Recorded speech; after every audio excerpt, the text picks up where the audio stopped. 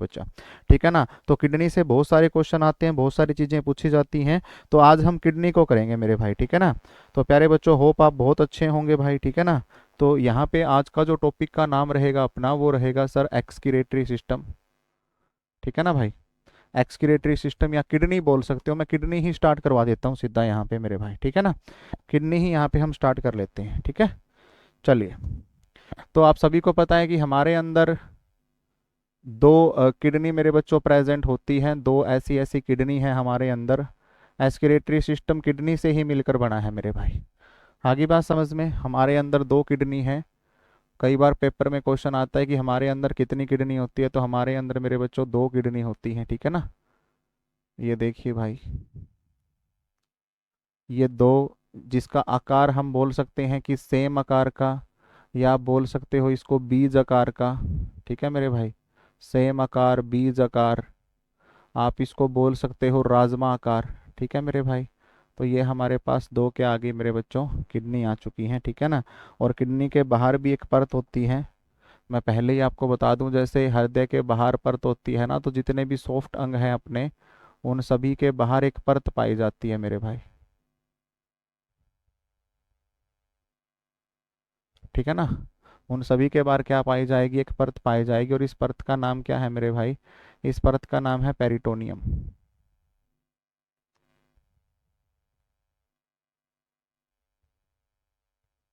ठीक है। और किडनी जो होती है, किडनी के सर पे छोटा सा ताज भी होता है मेरे भाई, ये भी मैं आपको पहले ही बता देता हूँ कि किडनी के सर के ऊपर एक छोटा सा, ऐसे एक किडनी के सर का ताज होता है, जिसको हम एडर्नल ग्रंथि या करो या मरो ग्रंथि बोलते हैं मेरे भाई, ठीक है। ये हो गया किडनी के सर का ताज, सही है। ओके, एडर्नल ग्रंथि इसको बोला जाता है मेरे भाई, ठीक है। उसके बाद यहाँ से दो नलिकाएं निकलेंगी मेरे भाई, ठीक है ना।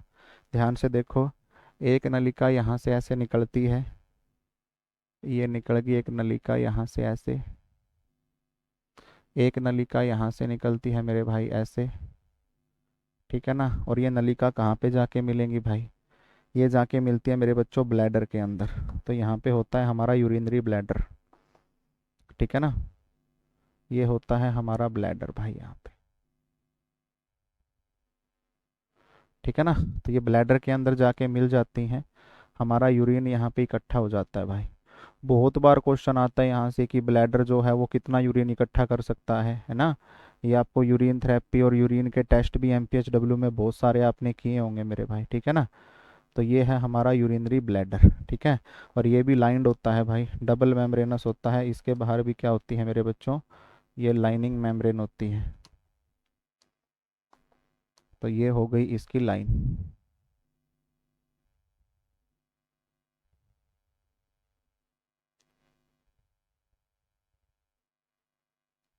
सही है भाई। तो ये क्या हो जाएगी, इसकी लाइन हो जाएगी। थोड़ी सी यहाँ से अरेंजमेंट होगी भाई इसकी,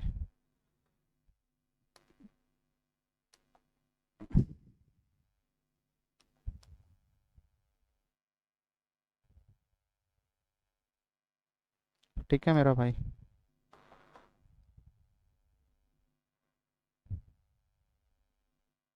ठीक है ना। तो ये होगा आपका पूरा किडनी वाला सिस्टम भाई, ठीक है ना। अब इसके बारे में पढ़ते हैं भाई थोड़ा सा, ठीक है ना, अच्छे से पढ़ते हैं कि सर ये हमारी किडनी है, ठीक है ना मेरा बच्चा। ये क्या है सर, ये किडनी है, किडनी, जिसको हिंदी में क्या बोला जाता है मेरे बच्चों, जिसको हिंदी में वक्कर बोला जाता है। और इसको हिंदी में गुर्दे भी बोला जाता है मेरे भाई, गुर्दे। क्या बोला जाएगा मेरे भाई, गुर्दे भी इसको बोला जाता है हिंदी के अंदर, सही है, गुर्दे। ओके। अब किडनी जो है, अब ध्यान से सुनना, किडनी के ऊपर ये क्या है सर जो आपने पीली पीली से बिठा दी है ऊपर, ये बेटा एड्रीनल ग्रंथि है। इसके बारे में मैं बताऊंगा, ये आपके पेपर में आता है बहुत बार, एड्रीनल ग्रंथि। पिछले वाले एमपीएचडब्ल्यू में भी पूछा गया था एड्रीनल ग्रंथि के बारे में, ठीक है ना। एड्रीनल ग्रंथि, इसको करो या मरो ग्रंथि भी बोला जाता है, करो या मरो ग्रंथि, सही है, करो या मरो ग्रंथि भाई, ठीक है ना। ये अगर आपसे कोई पूछे तो आप बोलोगे कि सर ये जो है पिरामिड आकार की होती है, ठीक है ना, पिरामिड, ठीक है ना, या आप बोल सकते हो इसको शंकु आकार की भाई, किस आकार की, शंकु या पिरामिड आकार की होती है मेरे भाई, सही है। ओके रिपोर्ट है ना भाई।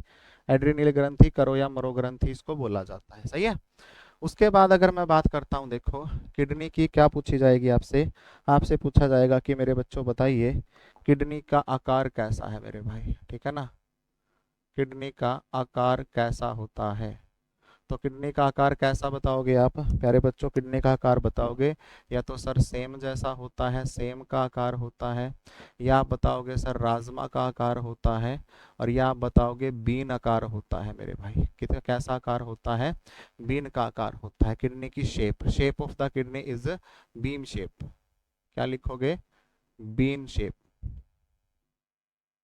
आगे बात समझ में। फिर सर किडनी जो है, सबसे सबसे सबसे इंपॉर्टेंट क्वेश्चन, बताइए किडनी के अध्ययन को क्या बोला जाता है, व्हाट इज द किडनी का अध्ययन।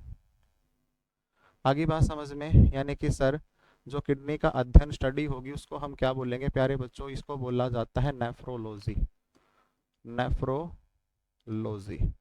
आगे बात समझ में, प्रत्येक चीज की एक स्टडी होती है। फिर सर इसका कोई ना कोई अध्ययन करता भी होगा भाई, है ना, जो इसका क्या करेगा, इसकी स्टडी करेगा, इसका कोई डॉक्टर भी होगा, है ना, इसका कोई ज्ञाता भी होगा। तो किडनी का जो अध्ययन करता या ज्ञाता होता है उसको हम क्या बोलते हैं मेरे बच्चों, नेफ्रोलॉजिस्ट। क्या बोलते हैं मेरे भाई, नेफ्रोलॉजिस्ट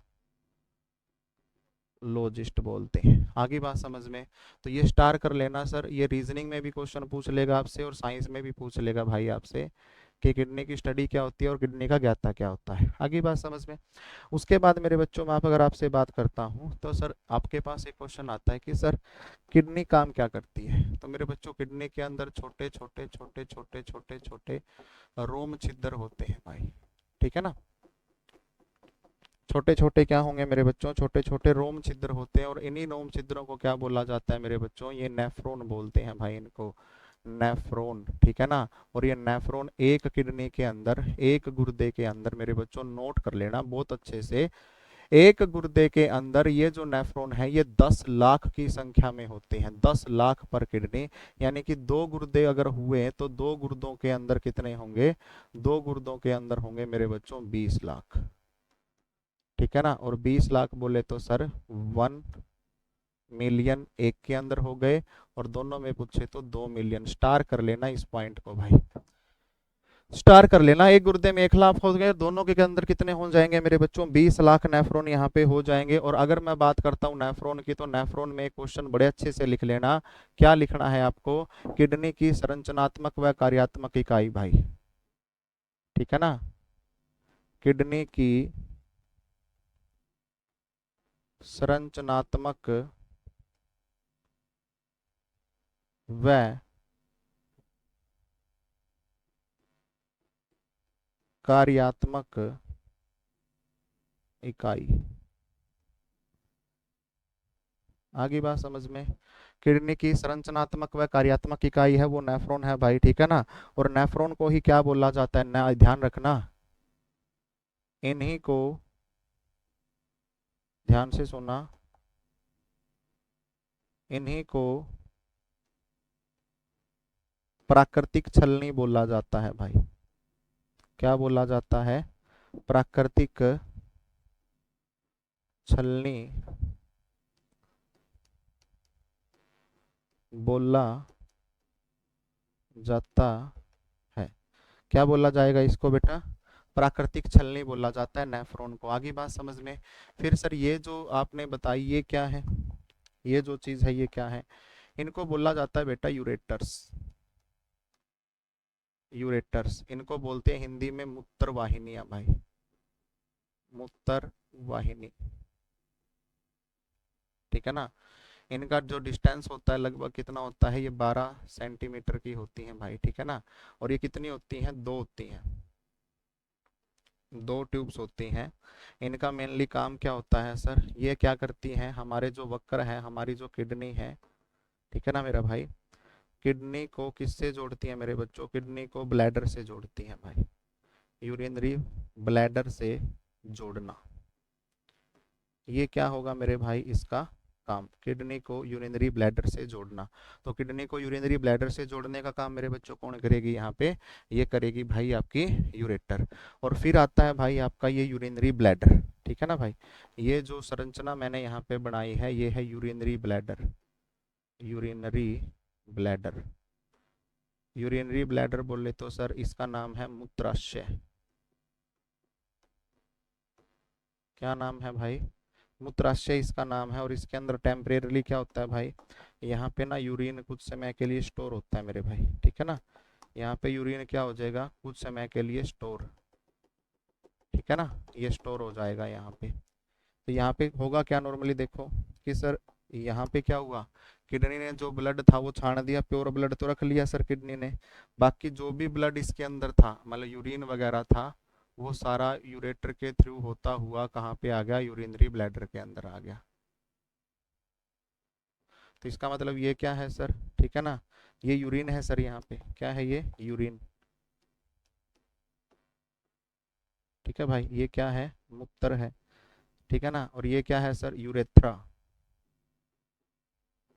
यूरेथ्रा मूत्राशय, मूत्र द्वार, ठीक है भाई। जहां से यूरिन क्या होता है मेरे बच्चों, पास आउट होता है, क्या होता है, पास आउट होता है। तो कई बार ये भी क्वेश्चन आता है कि मूत्र करने की प्रक्रिया को क्या बोला जाता है, नोट कर लेना भाई स्टार करके, मूत्र करने की प्रक्रिया मिक्टुरेशन, मिक्टुरेशन क्या होता है, मूत्र त्यागना, मूत्र त्यागना। आगे बात समझ में? सही है भाई। ये है ब्लैडर। और ब्लैडर कितना यूरिन इकट्ठा कर सकता है, तो ये 500 से लेकर 600 ml यूरिन क्या कर सकता है, इकट्ठा कर सकता है। लेकिन सर इसकी जो क्षमता है पुरुष और महिलाओं में अलग अलग होती है मेरे भाई, ठीक है ना।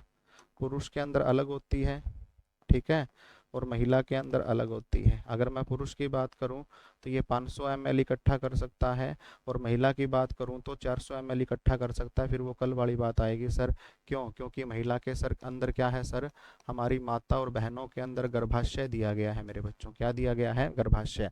तो गर्भाशय को एडजस्ट करने के लिए क्या करना पड़ता है भाई, इसके साइज को थोड़ा सा हमें छोटा करना पड़ता है। लेकिन सर इतना भी स्टोर नहीं करता है ये, है ना।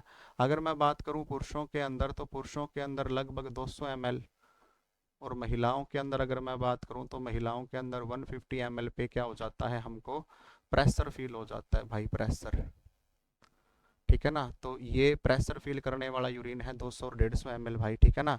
फीमेल का प्रेगनेंसी जब आएगी ना, फीमेल की प्रेगनेंसी में तो ज़्यादा हो जाएगा भाई। ज़्यादा क्यों हो जाएगा, क्योंकि बच्चा होता है पेट में, बच्चा ब्लैडर पे प्रेशर लगाएगा। तो फीमेल के अंदर तो जब प्रेगनेंसी में 7वां 8वां महीना चल रहा होता है तो 70 से 80 ml या 60 ml भी यूरिन इकट्ठा हो गया ना ब्लैडर के अंदर, तो आपने देखा होगा बार बार मिक्टुरेशन, बार बार उसको यूरिनल के लिए जाना पड़ता है, बार बार वॉशरूम जाना पड़ता है, प्रेग्नेंट लेडीज़ की अगर मैं बात करूँ तो, ठीक है ना बेटा। तो ये देखो यहाँ से हम शुरू हुए थे